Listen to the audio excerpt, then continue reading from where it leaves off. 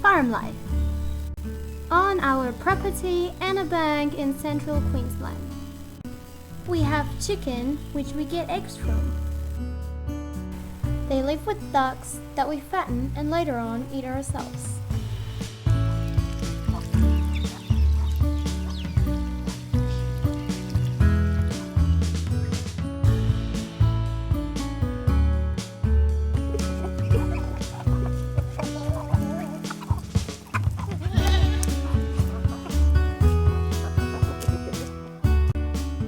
Goats, as well as house pigs, 2 dogs, and cattle living here with us.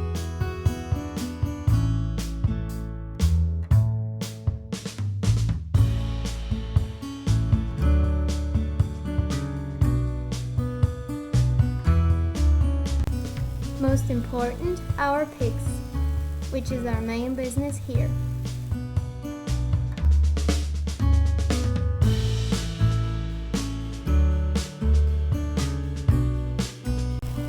There is a lot of free range for our pigs, so they can fully spread out and enjoy the grass.